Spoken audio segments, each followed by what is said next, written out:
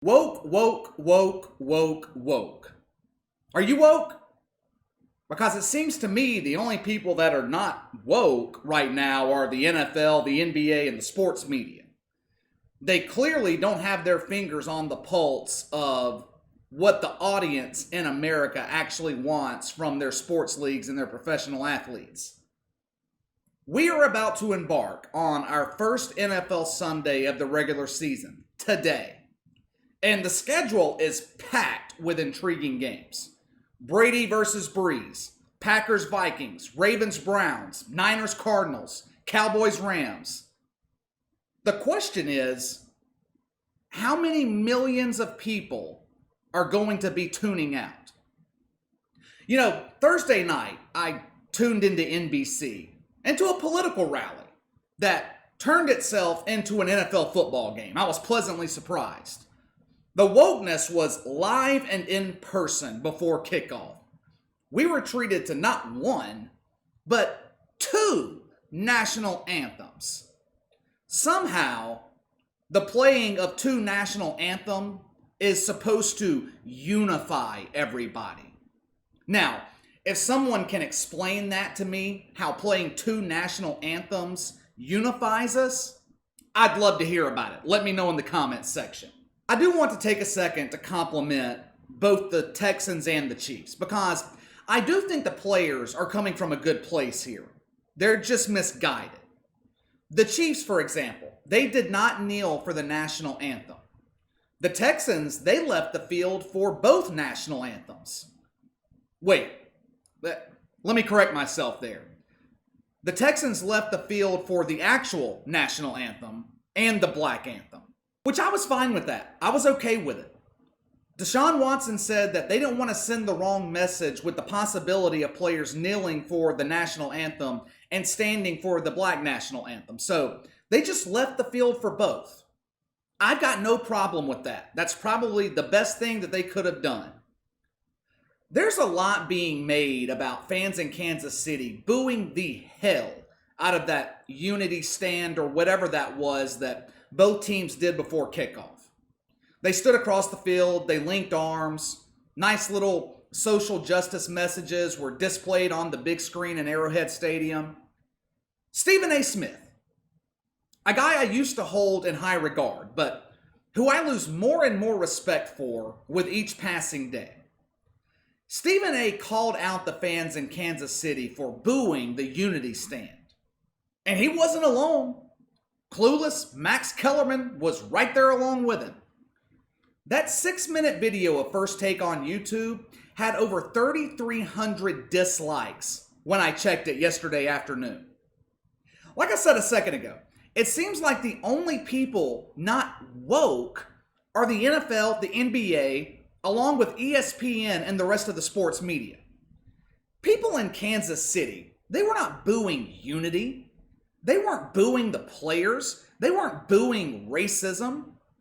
They were booing the infusion of politics into the NFL.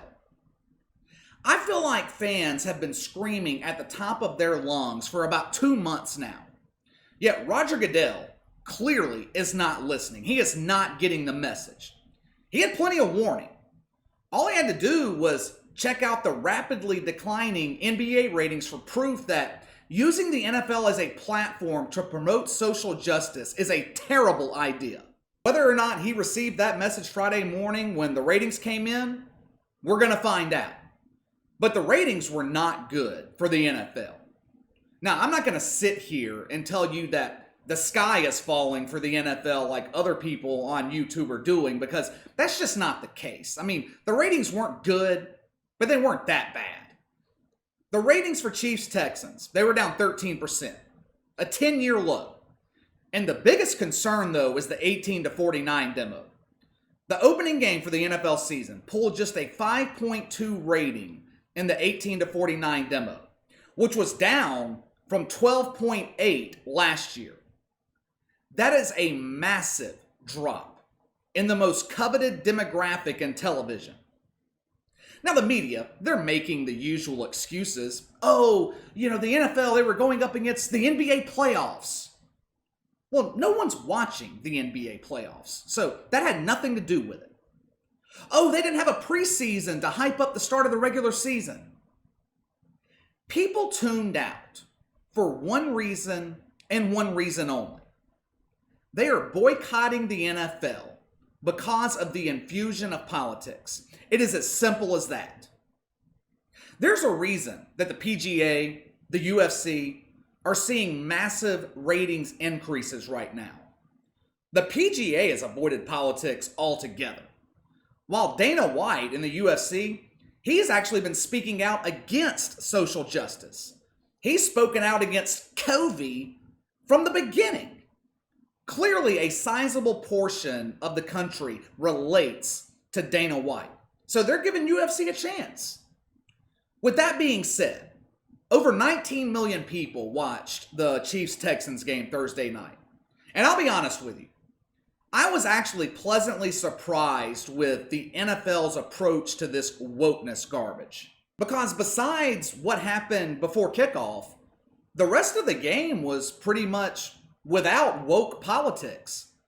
It was nowhere near as over the top as the NBA has been. The problem, though, the past 2 months, the NFL has been heavily promoting social justice, wokeness, whatever you want to call it. So the mere perception that fans were going to be beaten over the head with this woke garbage was enough to cause millions of people to not watch. I have told you guys several times, me personally, I don't have a problem with the unity stand or the woke stuff. I don't care. I just ignore it. But my one issue with it is just ineffective. It doesn't raise awareness. It doesn't spark change. There's that word again, change. I still haven't heard any ideas for change from anyone in the NFL and the NBA, yet they keep preaching about change. The only way this woke garbage is really effective in terms of the NFL and the NBA is pissing off the majority of their audience. All it's doing is turning people against the cause, which is the opposite of what the players want it to do. It is not winning over anyone to join their cause. Show me a racist who has changed his mind about racism because the Chiefs and the Texans locked arms in a unity stand. There isn't one. Roger Goodell, you need to listen to your audience. Anyone who is producing content would be a fool if they ignored what their audience wants. Take me, for example. If I post a video on here and I get overwhelmingly negative feedback from competent listeners, I look at myself. I look at myself and what I need to change.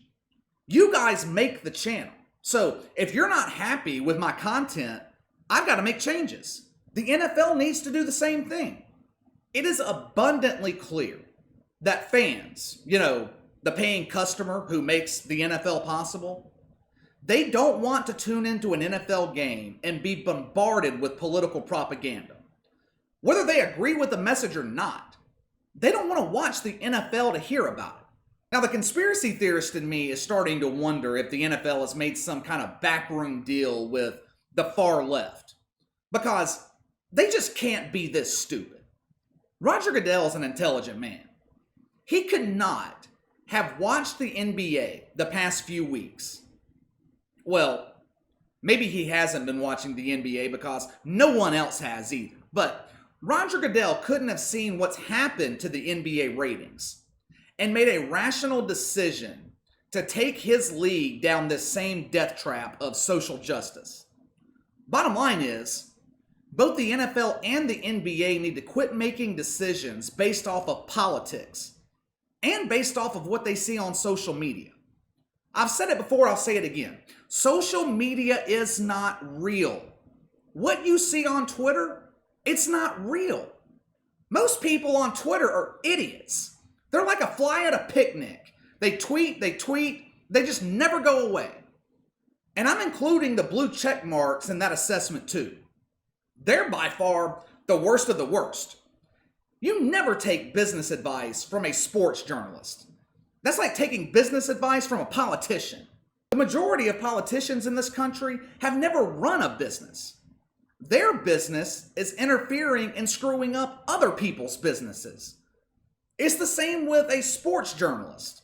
If I'm starting a company, Stephen A. Smith, Skip Bayless, Max Kellerman, they're the last people that I'm going to for advice.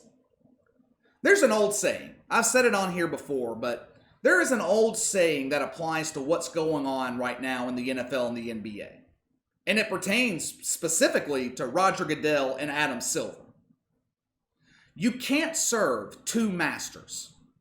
Both commissioners have got to make a decision. Are you going to serve your players, or are you going to serve your fan base, your customers? Because you can't serve them both. At this point, the NBA's screwed. They are screwed. They are way too deep in this social justice thing to climb out anytime soon. And their players have been far too vocal about it. But I think the NFL is going to be okay. The NFL, they're kind of halfway into the woke politics. They're kind of into it, but kind of not. I know for a fact that most NFL owners, they are apprehensive about it. And we really haven't seen too many NFL players be all that vocal about it, at least in comparison to the NBA. Like I said earlier, what I saw Thursday night wasn't nearly as bad as I expected it to be. I believe Roger Goodell and NFL owners are aware of the fact that their audience doesn't want to see this, but they also have to give their players a platform to use their voice. I think after week one, or at least I hope after week one, we're not going to see much wokeness in the NFL anymore. I believe they'll go back to playing the national anthem before games. I think we'll get back to some semblance of normal. Now, will some players kneel? I'm sure they will. And there will be people that are pissed off about it. But much like the whole Colin Kaepernick situation a few years ago, that anger will pass. People always come back to football. I feel like the NFL has a lot more leeway in this situation than the NBA does. And let me get to these empty or 20% capacity stadiums for a second. NFL stadiums should be full. If fans want to attend games, they should be allowed to attend games. And this isn't the fault of the NFL. I'm not jumping on the NFL for this. This all boils down to local politicians. Instead of taking a stand for wokeness, I'd like to see the NFL and its players make a stand for the fans and pressure local politicians to open the doors to stadiums around the country. I mean, let's be honest. We were all sold a lie by politicians and the media on COVID. You notice we don't hear much about COVID anymore? Ever since the CDC came out and said that only 6% of COVID-related deaths were from COVID alone, it's like this virus has disappeared from the media consciousness. So, why are we not allowing fans to attend NFL games? It doesn't make a damn bit of sense. I do believe fans are going to be allowed back in at full capacity at some point this season, at least in most NFL stadiums. Los Angeles, San Francisco, I'm sorry, you guys don't have a prayer with the screwed up politicians you have out there, but I think most fans will be allowed back in. And overall, I think the NFL is going to be okay and will make it through this little rating slump. If they continue not to go overboard with the wokeness, and it takes a back seat to actual football after week one. I've said it from the beginning. Most fans will tolerate it for 1 week, but they are not going to put up with it for 17 weeks. They're just not. And if I were a team owner, I would strongly suggest to my players to not display names of certain victims of police shootings on their helmets. Drew Brees received major backlash for wearing Jacob Blake's name on his helmet a couple of weeks ago during training camp. Now, whatever you think about what happened to Jacob Blake, whether you think the police were justified or not, the fact of the matter is, many people didn't take kindly to a guy like Drew Brees showing support to a man that allegedly had raped somebody. So, the NFL needs to be careful going forward. This is a slippery slope. I can understand a little bit of the wokeness during week one. The league committed to it before they knew there was going to be this type of public backlash. So they couldn't go back on it after committing to it. But after week one, I hope to see the NFL get back to being a football league only and leave the politics and the wokeness to CNN and Twitter. All right, that's all for today. Hit that like and subscribe button. Click the notification bell to receive all notifications from the channel. It's going to be a busy week this week on the channel. We have the NFL getting into full swing. The NBA is about to go into their conference championships. Don't miss out. Make sure to hit that subscribe button. Leave me a comment in the section below. What did you think about the NFL's woke presentation on Thursday night? Do you feel like the NFL is only halfway committed to this wokeness, or do you think that they are 100% on board? Let me know your thoughts. You can follow me on Twitter at KC_BTL84. Have any questions, a topic you'd like me to discuss, you can email me at BTLKC84@gmail.com. Enjoy your Sunday with NFL. I'll see you guys next time.